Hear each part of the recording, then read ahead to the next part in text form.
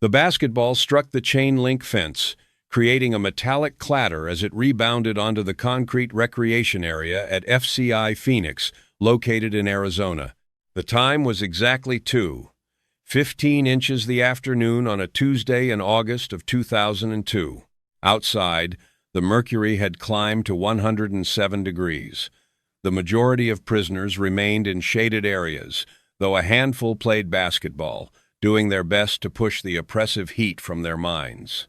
Salvatore, known as Sammy the Bull Gravano, occupied a bench positioned beneath a steel canopy, absorbed in reading a newspaper. At the age of 57, he held the distinction of being the most well-known prisoner at FCI Phoenix, a former underboss within the Gambino crime family, the individual who had given testimony against John Gotti, the most infamous mob turncoat in the history of America.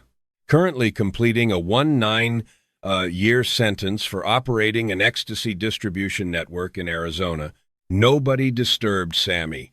This wasn't because anyone held affection for him. Informants weren't welcome anywhere, particularly not within the walls of a federal prison.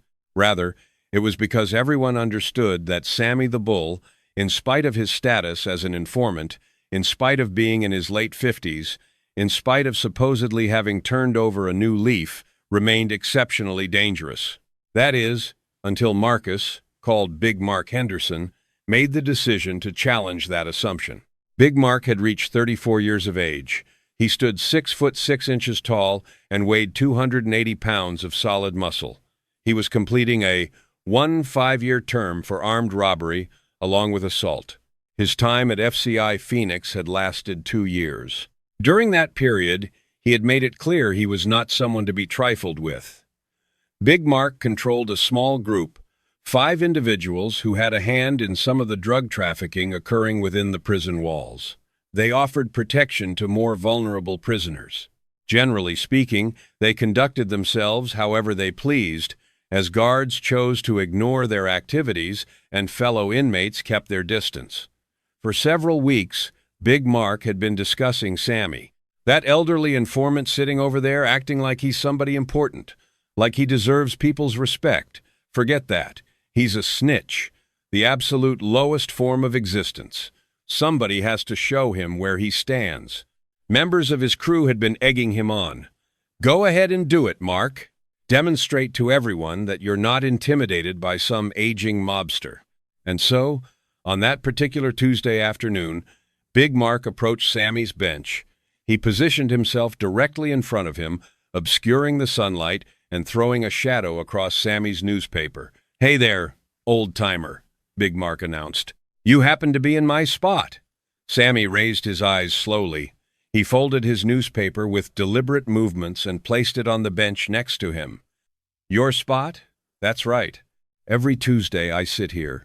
This bench belongs to me, and you're occupying it. Sammy scanned the recreation yard with his gaze. At least 20 benches sat empty, plenty of alternative places to sit. I want this particular one, so you need to move. What follows is the account of what transpired during the 5 minutes following Big Mark's challenge to Sammy the Bull. This isn't a tale centered on violence, although violence hovered very near to occurring. Instead, this is a narrative about intelligence, about reading circumstances accurately, about recognizing when to engage in combat and when to employ a different form of power, and about how guards intervening in a situation can occasionally prevent a homicide rather than merely breaking up a fight. To grasp what unfolded that day, you must first understand who Sammy Gravano was in August of 2002. Federal custody had held him since the year 2000. He'd been arrested for running an enormous ecstasy distribution enterprise in Arizona. This came after he testified against John Gotti back in 1991, following his entrance into witness protection. Following what was supposed to be the beginning of a fresh existence, Sammy had returned directly to criminal activity. He simply couldn't resist. The drug operation had generated millions of dollars before the DEA brought it to an end. At present, Sammy was serving out 19 years in a federal facility, and in contrast to his initial period behind bars during the 1970s and 80s, when he commanded respect as a mobster, When fellow inmates showed him deference, this time around Sammy carried the label of rat, an informant who had betrayed the Gambino family, who had provided testimony against John Gotti, who had broken the most sacred principle of organized crime. Within prison culture, informants occupy the lowest rung of existence. They suffer beatings, they get stabbed, they get murdered. Guards frequently turn a blind eye. Other prisoners either participate or maintain silence. It's simply understood. Therefore, when Sammy arrived at FCI Phoenix, the expectation was that he would be assigned to protective custody, separated from the general population, protected from retribution. However, Sammy rejected protective custody. He insisted on being placed in general population. He informed prison officials that he was capable of taking care of himself, that he required no special safeguards, that he felt no fear. Prison officials granted his request with reluctance. They figured if Sammy sustained injuries, the choice had been his own. But they also spread the word among guards. Keep a careful watch on Gravano. Should anything happen to him, should he end up dead, there would be investigations, media scrutiny, political repercussions. So, maintain vigilance. For a span of 2 years, Sammy had succeeded in avoiding serious confrontations. He maintained a solitary existence for the most part, didn't engage socially, didn't align himself with any particular groups, simply completed his time without incident. Certain inmates would mutter the word rat as he passed by. Others would shoot him hostile glances. But nobody had challenged him face to face, not until Big Mark decided to become the first. Sammy lifted his gaze toward Big Mark, looming above him. He evaluated the circumstances rapidly. Big Mark possessed enormous size. His weight exceeded Sammy's by no less than 100 pounds. Younger, more powerful. Supported by a crew of 5 individuals who observed from the opposite side of the yard. A direct physical confrontation would prove difficult, possibly even impossible. Sammy had lived 57 years. He maintained his physical condition, performed push-ups each morning, kept himself lean. But his 5-year-old self was long gone. He no longer existed in his physical peak. Against someone of Big Mark's dimensions, Sammy would face a substantial disadvantage. Yet Sammy had accumulated 40 years of experience in organized crime, had survived the internal politics of the mob, had given orders for 19 murders, had successfully navigated circumstances where physical power mattered far less than intelligence and psychological tactics. "You have a desire for this bench?" Sammy stated with composure. "Go ahead and take it. I'll relocate." Big Mark experienced surprise. He had anticipated resistance, expected Sammy to speak aggressively, to posture, to protect his territory. Instead, Sammy was simply surrendering it. "Yeah," Big Mark responded. "Just like that? You're planning to move?" "Absolutely. It's a bench, not something worth engaging in combat over. You want it?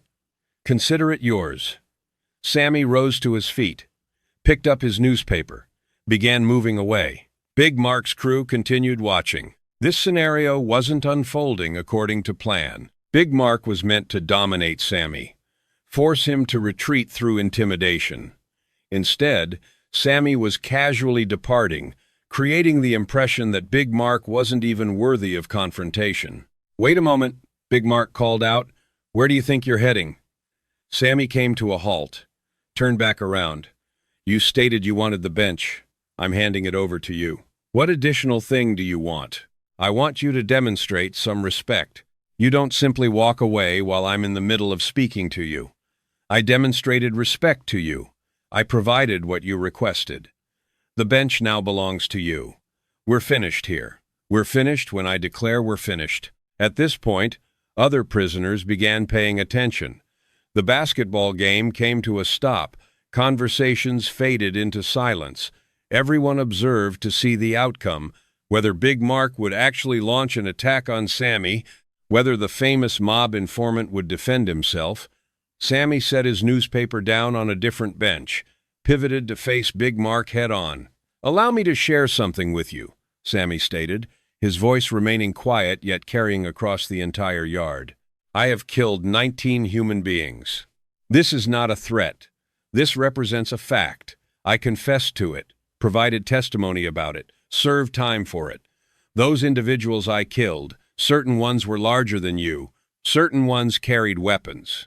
Certain ones saw it approaching. None of those factors saved them.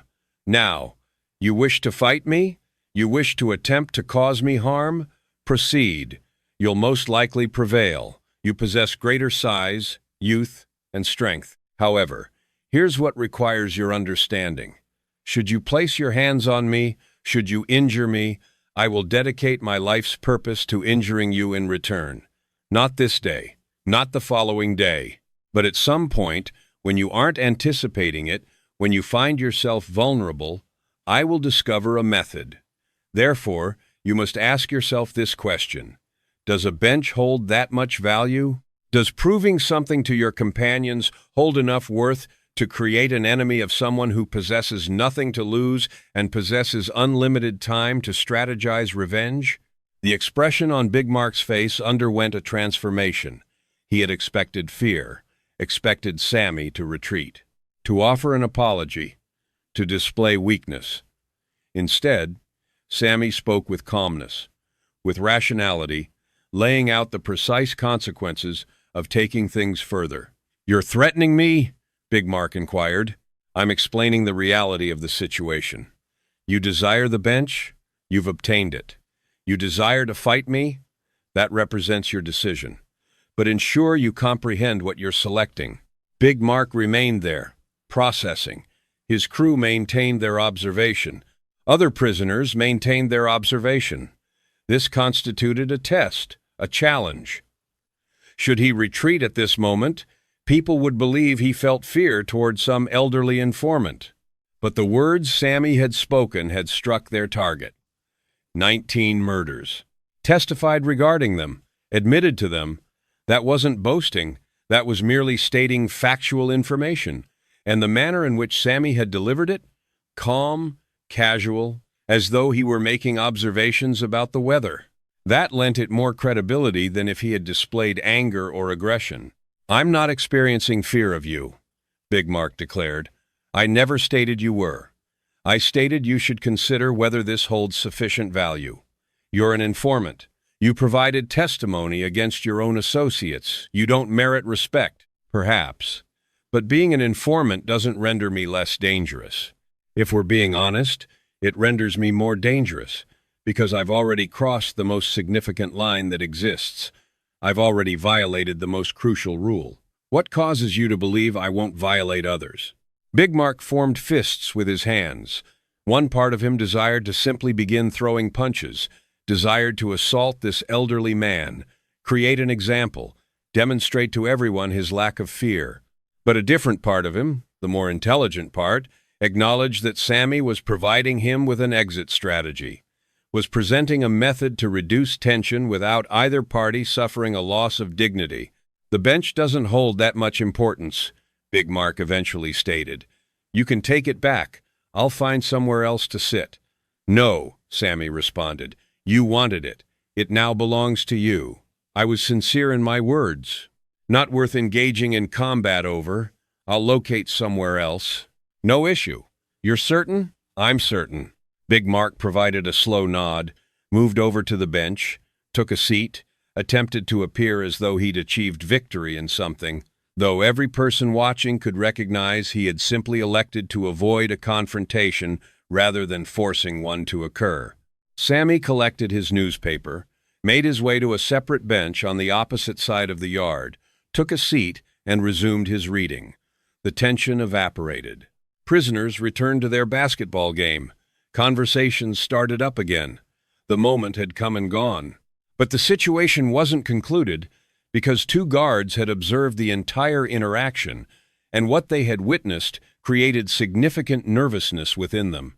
Later during that afternoon, Officer David Chen, along with Officer Marcus Williams, submitted a report regarding the incident in the recreation yard. The content of their report stated, "At approximately 2:15 inches the afternoon, inmate Marcus Henderson, called Big Mark, approached inmate Salvatore Gravano and issued a demand that he vacate a bench. A verbal exchange ensued. Gravano appeared to de-escalate the circumstances by offering to relocate. Henderson persisted in further confrontation. Gravano made statements that could receive interpretation as threats, specifically mentioning he had killed 19 individuals and would pursue revenge should Henderson attack him. Henderson ultimately backed down. No physical altercation took place. However, the exchange revealed that Gravano, in spite of being a known informant, maintains intimidation capabilities and demonstrates willingness to threaten violence. We recommend monitoring both inmates for potential future conflicts. The report traveled to the office of the warden. Warden Patricia Morrison reviewed it with a sense of concern.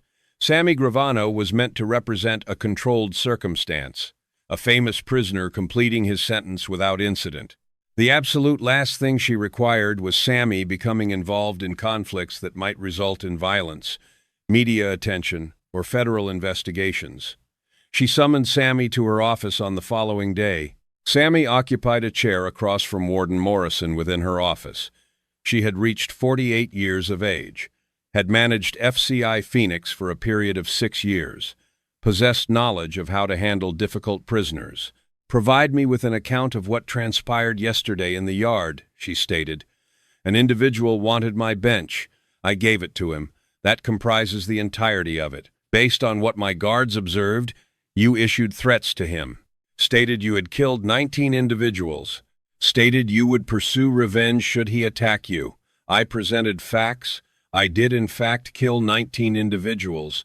That information exists in public record. I testified regarding it. And I did express that should he attack me, I would respond. That doesn't constitute a threat. That constitutes self-defense. I was providing an explanation of consequences. Mr. Gravano, you comprehend that your position here exists in a delicate state. You're an informant within general population. Numerous inmates would take pleasure in harming you. We have been providing you protection. I issued no request for protection. I requested placement in general population. I possess the ability to handle myself. That represents precisely what creates my concern. Your handling of yourself could result in violence, could result in someone sustaining injuries or death. I cannot permit that. So what is your desire for me to do? Receive a beating? Permit people to push me around? Display weakness so they continue targeting me?" Warden Morrison reclined in her chair. "My desire is for you to report problems rather than handling them independently. That represents our purpose here. Should Henderson or any other person threaten you, you approach us. We handle it. With all respect, Warden, that approach doesn't function in this environment. Should I approach guards for assistance, I transform into more than just an informant. I become an informant incapable of defending himself. That renders me an even more attractive target. Then, perhaps protective custody represents your proper placement after all." Sammy moved his head in negation. "I'm not entering PC. I communicated that to you upon my arrival. I would prefer to die in general population than conceal myself in protective custody for a duration of 19 years. That might represent the outcome should you continue issuing threats to inmates. I issued no threat to him. I provided him with options. He selected wisely. We both departed. Nobody sustained harm.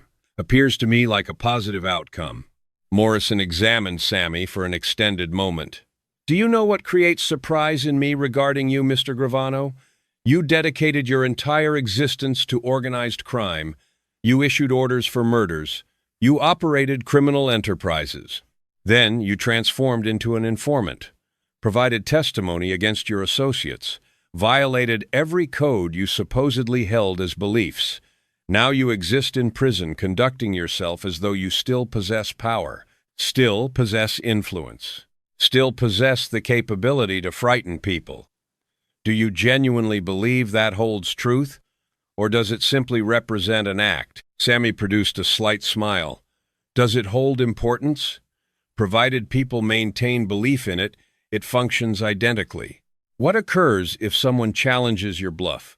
What if Henderson or another person decides to attack you without regard for your reputation. Then I protect myself, and we discover whether it constituted a bluff or reality. Following the meeting with the warden, Sammy returned to his cell. His cellmate, a white-collar offender named Robert serving time for fraud, occupied his bunk reading a book. "I received information you experienced a situation in the yard yesterday," Robert mentioned. "Your information is accurate. Big Mark is communicating to people that he dominated you, forced you to surrender your bench, forced you to retreat." Sammy released a laugh. "Allow him to communicate that narrative. Provided he's sharing stories rather than actually engaging in combat with me, I feel satisfied with it. But doesn't that create an appearance of weakness for you? Everyone will develop thoughts that you retreated from him. Allow them to develop those thoughts. Superior that they think I possess weakness and leave me in peace, than think I possess strength and continue testing me." Big Mark obtained his desire, the bench, plus a narrative he can share. I obtained my desire. No combat, no injuries, no disciplinary measures. Everyone achieves victory. That actually demonstrates intelligence. It represents survival. Within this place, you select your battles. You don't engage in combat over benches. You don't engage in combat over disrespect. You engage in combat when you absolutely must. Otherwise, you're simply generating problems for your own existence. What occurs if he returns? What if he attempts to push you once more? Then I'll address it. But my belief is he won't. He obtained his desire. He appeared tough before his crew. He feels satisfied, moving forward to someone different now. Robert remained quiet for a duration. "May I pose a question to you? All those murders you referenced, the 19 individuals, do thoughts of them occur to you? Do you experience regret about it?" Sammy directed his gaze at the ceiling. "Every single day. Each and every day. That represents the element nobody comprehends about informants. People develop beliefs we turn because we possess weakness or experience fear. Some individuals do, but some of us turn because we finally perceive what we have transformed into, what we have accomplished, and we desire to cease, desire to correct it in some manner.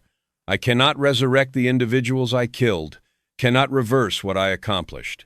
But I possess the ability to prevent other individuals from accomplishing identical things, possess the ability to assist in incarcerating people who continued killing. That represents why I testified, not for the purpose of saving myself, though that constituted a portion of it, but for the purpose of accomplishing something positive following the accomplishment of so much negative. This doesn't provide an excuse for anything, doesn't transform me into a positive person, but it represents something superior to simply continuing to kill and maintaining pretense that it's acceptable because that constitutes the life. A span of 3 months following the incident involving Big Mark, Sammy occupied himself playing cards in the common room when Big Mark approached. "Is conversation possible?" Big Mark requested. Sammy raised his eyes, experiencing surprise. "Absolutely." They proceeded to a quiet section of the room. Big Mark appeared to be experiencing discomfort. "I wanted to communicate something," Big Mark initiated, "regarding that day in the yard when I issued a challenge to you concerning the bench." "What regarding it?" "I conducted myself stupidly, attempting to prove something before my crew, attempting to appear tough. You possess the ability to fight me, possess the ability to escalate it. Instead, you provided me with an exit strategy, permitted me to preserve dignity while still reducing the situation. I failed to comprehend that during that time, but I comprehend it at present. What has undergone change? I engaged in conversation with certain individuals who possessed knowledge of you on the outside. Old-school mob individuals completing time in different facilities, information circulates. They communicated to me you represented the genuine article, that you had actually accomplished all the things you stated, and that individuals who issued challenges to you typically concluded dead or experiencing wishes they were. So at present you experience fear of me? No. At present I hold respect for you. A difference exists. You possessed complete justification to come at me following my act of disrespect toward you. But you selected against it. You selected to depart. That requires more strength than engaging in combat. I grasp that at present. Sammy provided a nod. I hold appreciation for your communication of that. Requires courage to confess. You existed in error. May I pose a question to you? Go ahead. If I had launched an attack on you, what would you have genuinely accomplished? Sammy produced a smile. Precisely what I communicated. I would have protected myself during the moment. Then, when the opportunity presented itself, perhaps weeks in the future, perhaps months, I would have discovered a method to harm you in return. Not originating from anger, simply as a matter of principle. You harm me, I harm you. That represents how it functions. Even though you carry the label of informant, even though you testified, being an informant fails to alter my nature, fails to render me less willing to protect myself. If we're being honest, it signifies I possess less to lose. I've already crossed the most significant line. What represents one additional body to someone who has confessed to 19? Big Mark provided a slow nod. Appreciation for not killing me. Appreciation for creating the intelligent selection that day. They performed a handshake, an understanding achieved, a mutual respect established. Within their report from that day in the yard, Officers Chen and Williams had written, "We recommend monitoring both inmates for potential future conflicts." But future conflicts failed to materialize. Big Mark and Sammy failed to transform into friends. Their worlds existed in too much difference. Their backgrounds existed in too much separation. But they achieved an understanding. A recognition that certain battles don't hold sufficient worth for fighting. That intelligence achieves victory over strength. That surviving within prison signifies possessing knowledge of when to depart. Sammy completed 17 years of his 19-year sentence. Obtained release in 2017 at the age of 72. He exists quietly at present. Provides occasional interviews. Authored a book regarding his existence. Big Mark obtained release in 2015. Initiated a construction enterprise. Maintained distance from trouble. Credits that conversation in the yard with providing instruction about selecting battles with wisdom. The bench where everything transpired continues to exist there in the recreation yard at FCI Phoenix. Simply a bench. Nothing possessing special qualities regarding it. But the account of what transpired in that location, the account of how Sammy the Bull reduced a confrontation through intelligence rather than violence, through psychology rather than strength, that account continues to receive communication. Because occasionally, the most significant fights represent the ones you fail to engage in. And occasionally, the most powerful action you possess, the ability to accomplish, represents departing. That completes it for this day. August of 2002, FCI Phoenix. Big Mark issued a challenge to Sammy the Bull concerning a bench.